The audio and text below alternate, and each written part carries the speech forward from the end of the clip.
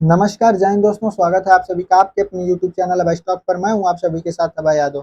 साथियों, जिस तरीके से भारत ने पाकिस्तान पर वाटर स्ट्राइक करके दुनिया को एक नए हथियार के रूप में पानी को दिया है और इसका इतना अच्छा मतलब यूज करके दिखाया है कि पहले इंडस वाटर ट्रीटी से बाहर आना, उसके बाद ये कहना कि पाकिस्तान में हम एक बूंद भी पानी नहीं जाने देंगे, और जिसके जस्ट बाद कुछ ऐसा करना कि पाकिस्तान में बाढ़ आ गई।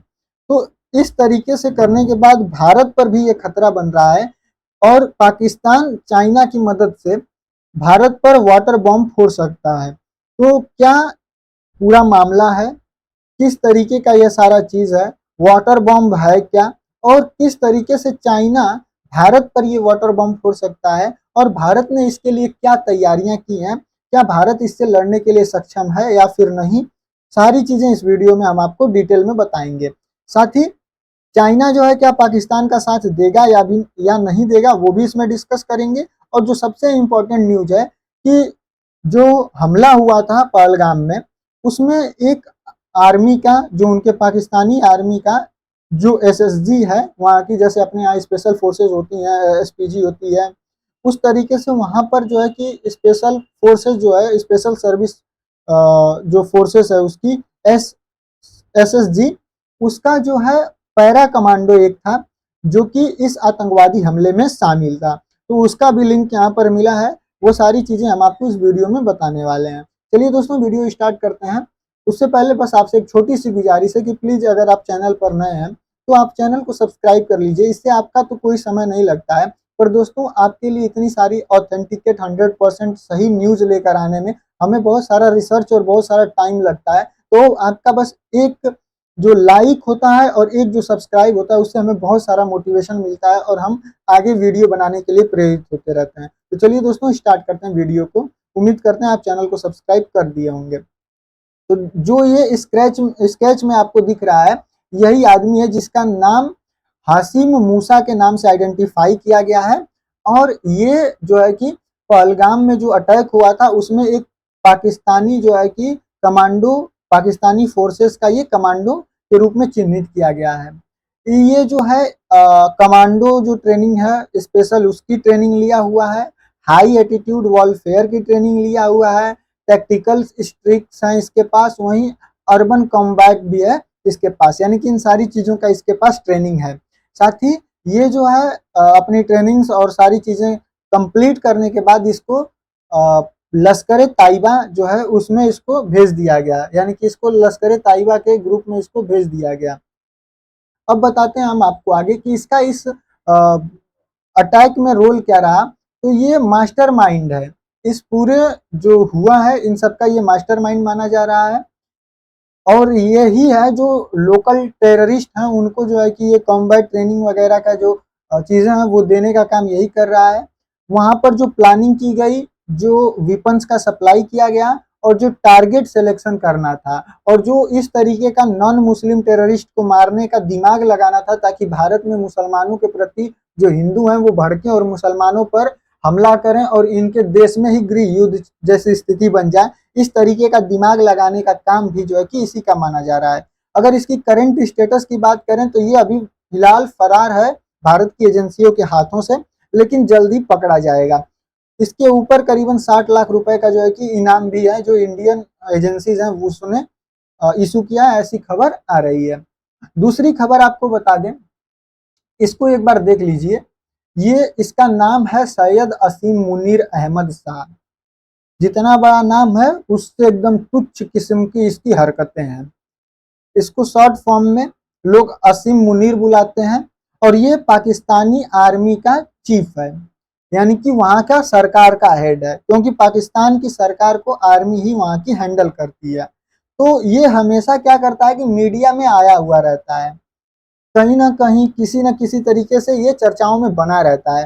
लेकिन हाल ही में ये एकदम गायब है जब से भारत ने स्ट्राइक्स करना स्टार्ट किया है। तो ये खबर जब ज्यादा जो है कि सुर पकड़ने लगी और ज्यादा लोगों द्वारा इसको उठाया गया कि जो वहाँ का आर्मी का चीफ है वही भाग गया है, क्योंकि इसने अपने बच्चों और जो इसकी बेगम साहिबा हैं उन लोगों को जो है कि पाकिस्तान से निकाल कर यूएस और अदर अदर कंट्रीज में शिफ्ट करा चुका है और इसकी बाहर में बहुत ज्यादा संपत्ति है।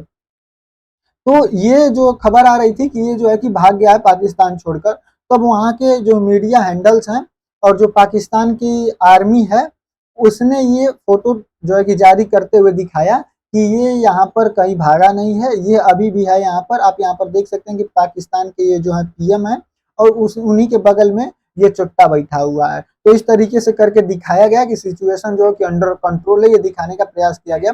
लेकिन अभी फिलहाल ये सामने कहीं और नहीं आया है, बस इस फोटो के जरिए ही आया है और इसको 26 अप्रैल का इस फोटो को बताया जा रहा है।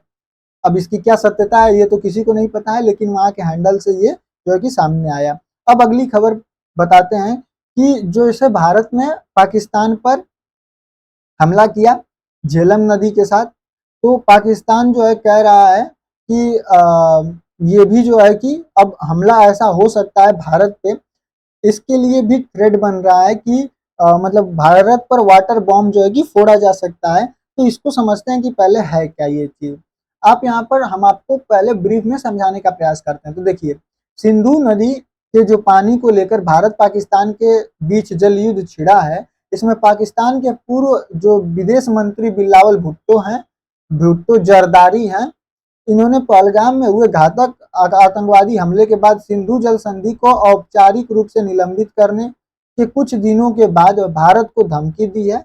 इससे पहले केंद्रीय जल शक्ति मंत्री जो CR पाटिल हैं, इन्होंने कहा कि सरकार पाकिस्तान को पानी की एक बूंद भी न जाने देने के लिए उपाय कर रही है। और पाटिल जी ने यह भी कहा कि केंद्र ने भारतीय नदियों के पानी को पाकिस्तान में जाने से रोकने के लिए जो है व्यापक योजनाएं तैयार की हैं। साथियों, फ्रीज का मतलब क्या होता है? तो आपको बता दें कि भारत डेटा शेयरिंग, सहकारी बैठकों और विवाद समाधान जैसे संधि तंत्रों को सुचारू संचालन को जो है कि ये निलंबित कर चुका है। वहीं कर भी रहा है, जो जितनी अभी बची हुई चीजें हैं पाकिस्तान के साथ जो भी रिलेशन है उन सभी को फ्रीज कर रहा है, यानी कि निलंबित कर रहा है। वहीं जो भारत सिंधु जल के अपने हिस्से को अधिकतम उपयोग करने और जो कानूनी रूप से संभव होने पर पाकिस्तान में पानी के प्रवाह को लगभग शून्य तक कम करने की जो है कि योजना बना रहा है। तो साथियों, यहाँ पर सबसे बड़ा सवाल ये आता है कि भारत इसको करेगा कैसे? कहने को तो कह दिया है कि not even a drop to Pakistan, लेकिन ऐसा पॉसिबल कैसे होगा? तो ये 3 फेज में जो है कि भारत प्लान कर रहा है। ये जो हमारे जल संसाधन मंत्री हैं, इन्होंने CR पाटिल जी, इनके द्वारा घोषणा की गई। तो सबसे पहला तो अल्पकालिक योजना है, इसमें भारत की ओर से सिंचाई और पन बिजली परियोजनाओं को तुरंत अधिकतम करना और पूर्वी नदियों पर भंडारण क्षमता को जो है कि बढ़ाने का प्रयास किया जा रहा है।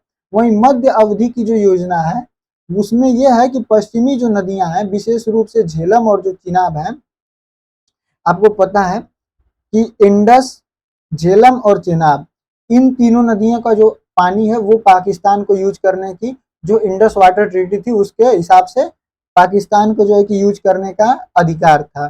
तो इन सारी जो नदियां हैं इनके पानी से पन बिजली परियोजना के माध्यम से कानूनी रूप से मोड़ना है इसको। और जो उजह, जो जम्मू और जो जम्मू में है, और शाहपुर कंडी जैसा जो बांध है, इनकी परियोजनाओं के जो निर्माण है इसमें जो है कि तेजी लाना है।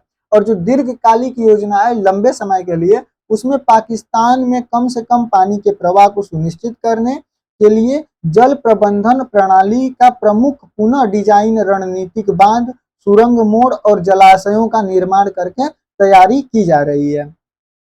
अब आपको आगे ले चलते हैं कि इस पर पाकिस्तान का रिएक्शन क्या रहा, क्योंकि जैसे जैसे इसको चोट लगती है वैसे वैसे ही, एक तो कुत्ते की शक्ल का इसका पाकिस्तान का मैथी दिखता है, ऊपर से काम भी वही करता है, भौंकने का। अब देखिए, भारत के इस कदम को युद्ध की कार्रवाई के रूप में वर्णित किया इसने।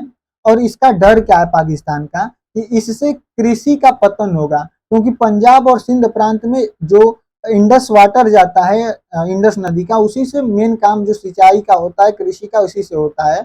साथ ही यहाँ पर ऊर्जा का संकट भी पैदा हो जाएगा, क्योंकि यहाँ पर जल विद्युत में कमी आ जाएगी, क्योंकि इसके पास जो डैम्स हैं वो इसी नदी से चलते हैं। वहीं सूखे और अकाल के जोखिम के कारण बड़े पैमाने पर यहाँ पर आंतरिक विस्थापन होगा, क्योंकि जब यहाँ पर सूखा पड़ेगा तो लोग यहाँ से निकलकर जहां पर सुविधा होगी वहां पर जाना ट्राई करेंगे और वहां पर जाएंगे। अब इसकी कूटनीतिक कार्यवाही क्या है, तो पाकिस्तान ने मामले को अंतर्राष्ट्रीय स्तर पर बढ़ाने की धमकी दी है।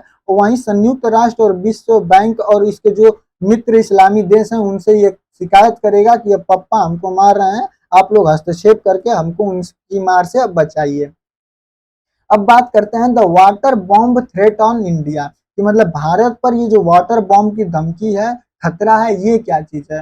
तो साथियों सिर्फ सिंधु नदी ही नहीं, चीन भी इस क्षेत्र में उतरा है।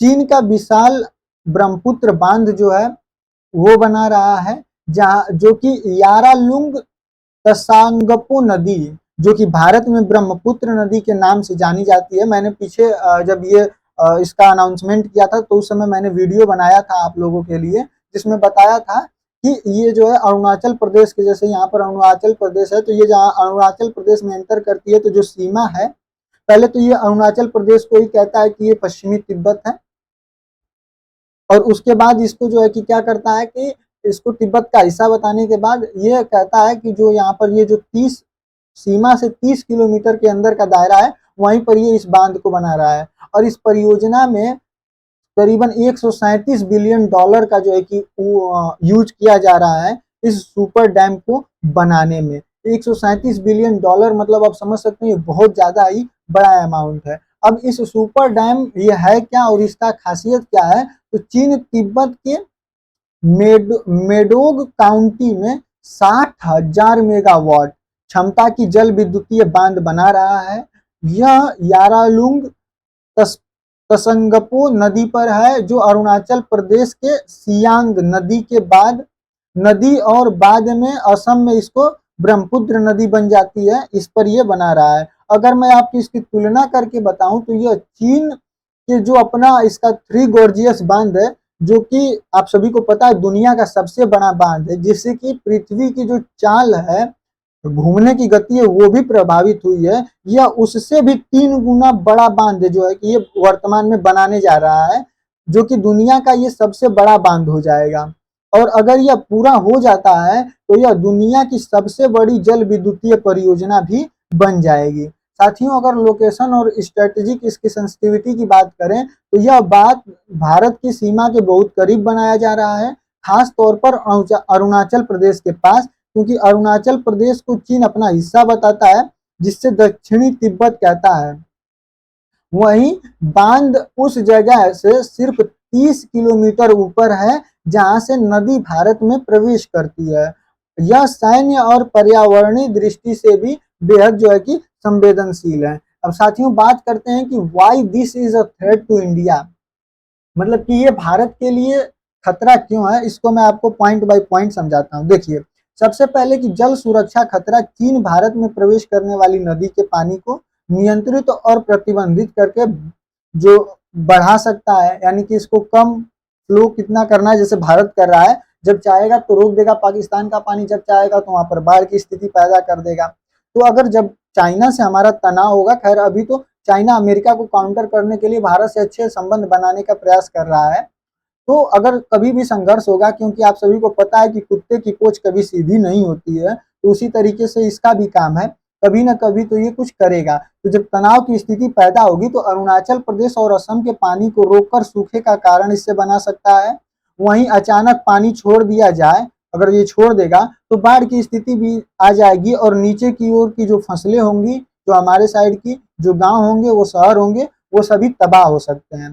साथियों पूर्वोत्तर भारत जो कि असम और अरुणाचल प्रदेश है, वो ब्रह्मपुत्र बेसिन पर निम्नलिखित के लिए आधारित है, जो कि पानी पीने का पानी जो है कि ब्रह्मपुत्र नदी से ही इनका होता है, कृषि के लिए, वहीं मछली पकड़ने के लिए, और जो परिवहन का काम भी होता है वो भी ब्रह्मपुत्र के नदी से ही होता है।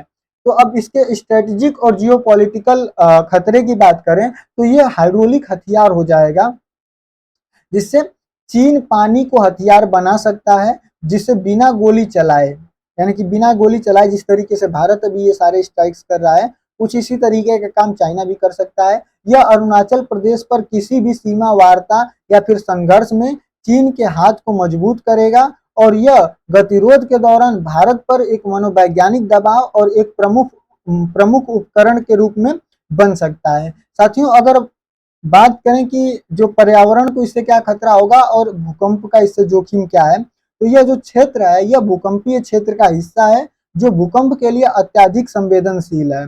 और इस तरीके का जब विशाल बांध का निर्माण होगा तो टेक्टोनिक जो प्लेट है वो उस पर जो है अत्यधिक दबाव पड़ेगा और भूकंप के दौरान भूस्खलन, बाढ़ और यहाँ तक कि बांध के टूटने का भी ये ट्रिगर कर सकता है, यानी कि टूटने का भी खतरा जो है कि यहाँ पर बन सकता है। साथियों, यदि बांध कभी भी टूट जाता है विशेष रूप से भूकंप के कारण, तो यह अरुणाचल प्रदेश और असम में भारी बाढ़ की लहरें जो है भेज सकता है, जिससे हजारों लोग जो है कि मारे जा सकते हैं। अब आपको बात करते हैं यहाँ पर कि absence of water sharing treaty, यानी कि जिस तरीके से सिंधु जल संधि है भारत और पाकिस्तान के बीच, उसी के उल्टा भारत और चाइना के बीच तिब्बत से निकलने वाली नदियों पर कोई भी औपचारिक जल बंटवारा की संधि नहीं है और चाइना ऐसे किसी भी संधि के लिए प्रतिबद्ध होने से वो हमेशा मना करता है। इसलिए अगर चाइना पानी काटता या फिर मोड़ता है तो कानूनी सुरक्षा या फिर विवाद समाधान तंत्र कुछ भी भारत के पास नहीं होगा। और इस प्रकार जब भारत सिंधु जल नियंत्रण के साथ पाकिस्तान पर दबाव जो है कि पाकिस्तान को दबाने की जो कोशिश करता है, तो चीन ब्रह्मपुत्र नदी नियंत्रण के साथ भारत के पूर्वी मोर्चे पर जवाबी हमले करने की भी क्षमता रखता है, क्योंकि पाकिस्तान जो है वो चाइना से इसका कितना अच्छा रिश्ता है आप सभी को पता ही है। तो एक जगह पर ये जो है कि दो मोर्चे जो है कि ये भारत के लिए पानी की दृष्टि से खुल जाएंगे। अब देखिए, सामरिक और अगर भू राजनीतिक निहितार्थ की अगर बात करें तो अगर भारत के लिए देखा जाए तो यह जल कूटनीतिक एक मुख्य जो है कि रणनीतिक हथियार बन गया है। वहीं संतुलन कार्यवाही से पाकिस्तान का नुकसान तो होगा, लेकिन जो वैश्विक दोषारोपण है उससे भारत जो है कि बच सकेगा, खासकर जलवायु परिवर्तन संबंधी चिंताओं को देखते हुए कि भैया पानी जो है कि अब ज्यादा मेल्ट हुआ बर्फ तो ज्यादा पानी बना, तो अब हम उसमें क्या कर सकते हैं। तो इस तरीके से भारत जो है कि डायरेक्ट इस पर कोई ऐसा ब्लेम नहीं आएगा कि भारत ने जानबूझकर किया है। वहीं अगर पाकिस्तान की दृष्टि से बात करें तो भारत पर दबाव बनाने के लिए कूटनीतिक और सहयोगी जैसे कि चीन और अरब राष्ट्र पर निर्भरता इसकी बढ़ेगी और पानी की कमी होने पर घरेलू जल दंगे होने की यहाँ पर संभावना है। और अगर चीन की दृष्टि से बात करें तो भारत पर न केवल सैन्य सीमाओं बल्कि जल की आपूर्ति नियंत्रण के माध्यम से भी दबाव जो है कि बनाने का इसको लाभ मिल सकता है। साथियों, बात करते हैं कि भारत ने अपनी परियोजना शुरू की है कि भारत ने इसको काउंटर करने के लिए क्या किया है। तो अरुणाचल प्रदेश के सियांग ऊपर के अपर बहुउद्देशीय भंडारण परियोजना जो कि 11,000 मेगावाट, सोचिए वो लोग बना रहे हैं 60,000 मेगावाट और करीबन 6 गुना, और हम लोग बना रहे हैं 11,000 मेगावाट, मतलब सोच सकते हैं आप। और दिबांग बहुउद्देशीय परियोजना जो कि 2,880 मेगावाट की होगी, इस पर काम कर रहा है और इसका उद्देश्य है कि असम में प्रवेश करने से पहले पानी का भंडारण करना, बाढ़ को कम करना और चीन के विकास से मेल खाने के लिए जल विद्युत जो है कि उत्पन्न करना। हालांकि इन परियोजनाओं में जो देरी का कारण है वो यहाँ का स्थानीय जो विरोध है वो है, वहीं पर्यावरण चिंताएं हैं और कठिन जो भूभाग है, क्योंकि आपको पता है टाइटेनिक प्लेट है तो उसके वजह से यहाँ पर प्रॉब्लम्स थोड़ी सी हैं और जो वित्तीय चुनौतियां यानी कि फाइनेंशियल जो है कि प्रॉब्लम भी यहाँ पर देखने को मिली है। अब अगर कंक्लूजन की बात करें टोटल, तो दक्षिण एशिया में जल युद्ध वास्तविक में होता जा रहा है और उम्मीद है कि बांध निर्माण में भी अब इससे वृद्धि होगी और नदियों पर अधिक आक्रामक कूटनीतिक रुख अपनाया जाएगा और व्यापक भारत पाकिस्तान और भारत चीन के संघर्षों में जल सौदेबाजी का भी मुद्दा बन जाएगा। उम्मीद करता हूं साथियों सारी चीजें आपको अच्छे तरीके से मैं समझा पाया और अच्छे तरीके से इसको मैं आपको बता पाया। अब आप सभी से एक छोटा सा रिक्वेस्ट है कि अगर आप चैनल पर नए हैं तो चैनल को सब्सक्राइब करके और भी दोस्तों के साथ शेयर जरूर करिएगा। हमारी वीडियो कैसी लगी हमें कमेंट में जरूर बताइएगा। आपकी अपनी क्या राय है, भारत को क्या एक्शन लेना चाहिए उसको भी आप कमेंट में जरूर बताइएगा। बाकी मिलते हैं अगले वीडियो में किसी अन्य टॉपिक के साथ, तब तक के लिए जय हिंद जय भारत।